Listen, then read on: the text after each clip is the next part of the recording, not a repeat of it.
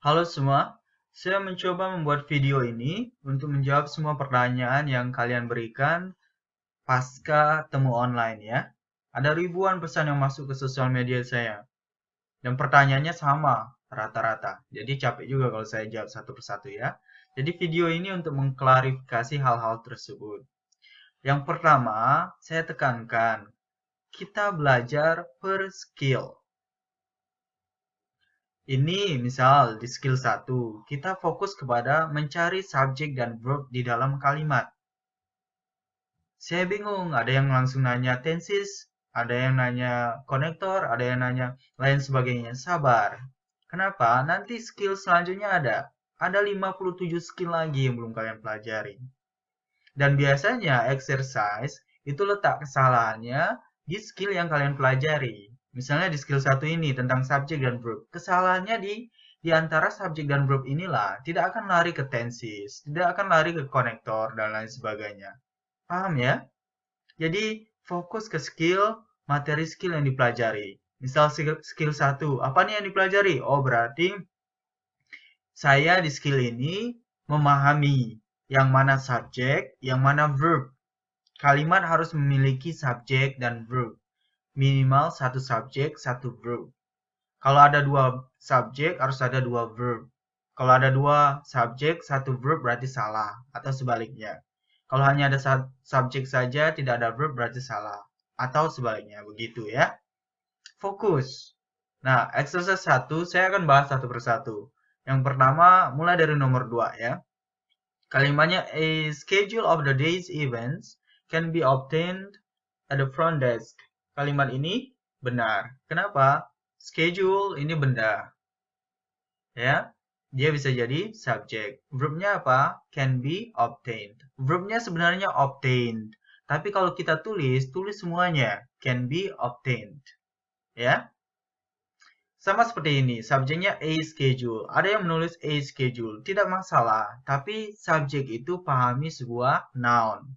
Nah, di antara a dengan schedule, schedule ini yang noun. Maka tulis saja subjek sama dengan schedule. Kalimat nomor 2 benar.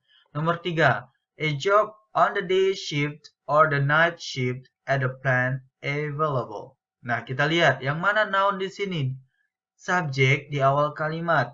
Berarti kita lihat job di sini adalah noun. Berarti dia jadi subjek.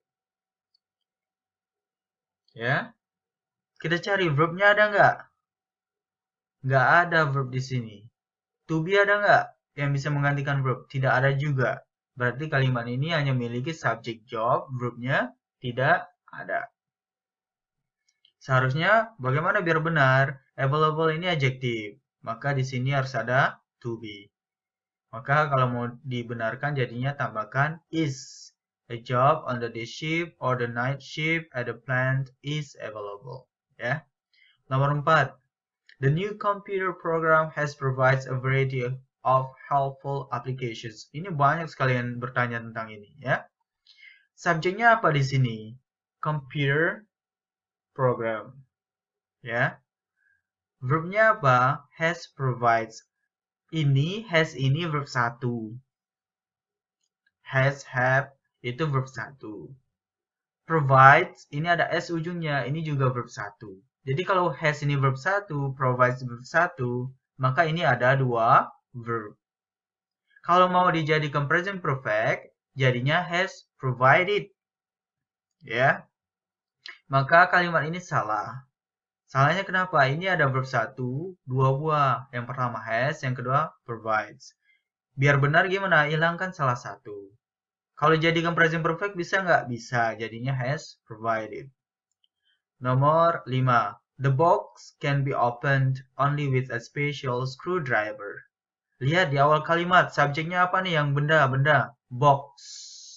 Berarti subjek sama dengan box. Verbnya apa? Can be opened. Ini verbnya. Berarti kalimat benar. Kenapa ada subjek dengan verb? Nomor 6. The assigned text for history class, it contains more than 20 chapters. Nah, kita lihat di sini ya. Di awal kalimat ada gak noun? Nounnya yang mana di awal kalimat yang bisa jadi subjek? Text. Assigned di sini adjective. Bisa kalian pegang assign? Tidak bisa. Subjek itu harus berupa benda. Benda itu harus bisa dipegang. Ada yang abstrak, sama seperti teks. Ini terkadang ada kalau job misalnya itu nama tapi abstrak. Tapi dianggap sebagai benda. Berarti subjeknya teks. For history class, it di sini ngapain di sini? Ya, it ini bisa jadi subjek juga. Nah, di sini posisinya sebagai subjek. Padahal teks sudah ada sebagai subjek. Berarti ada dua subjek nih, teks dengan it. Kemudian cari verbnya. Verbnya mana? Ada contains. Contains ini verb. Berarti verbnya ada satu, tapi subjeknya ada dua, teks dengan it. Kalimat ini berarti salah. Salah satu hilangkan. Hilangkan yang mana? It. Ini tipe soal TOEFL yang sering muncul. Dia buat soal, kemudian dia sisipkan it di sini. Jadi kita tidak mengetahui kalau itu ada subjek satu lagi. Nah, ini hati-hatilah dengan soal seperti nomor 6 ini. Sering muncul di soal TOEFL. Nomor 7. The papers in the waste basket should be emptied into trash can outside. Ini juga banyak yang bertanya ya. Jadi kita lihat, cari subjek dulu. Subjek itu berupa benda dan munculnya di awal kalimat. Jadi pas lihat nomor 7, subjeknya mana nih yang benda? Papers. Bisa dipegang kan? Berarti ini bisa jadi subjek. Sekarang cari verbnya. Should be emptied. Emptied ini verb. Berarti kalimat sudah memiliki subjek papers dan verb should be emptied. Berarti benar. Di sini ada can. Can di sini bukan modals, tapi noun. Can di sini artinya kotak atau kaleng ya. Jadi lihat kamus. Nomor 8, the departure before dawn on a boat in the middle of the harbor. Lihat di awal kalimat, ada nggak noun yang bisa jadi subjek? Departure bisa jadi noun. Berarti ini bisa jadi subjek. Kemudian kita cari yang mana yang verb. Ada nggak? Nggak ada verb di sini. Berarti kalimat ini salah. Hanya punya subjek. Nomor 9. Lihat di awal kalimat. Ada nggak noun? Yesterday noun bukan? Bukan. Ini keterangan waktu. Verbnya ada nggak? Ada. Found. Berarti nomor 9 ini salah. Kenapa? Tidak ada subjek.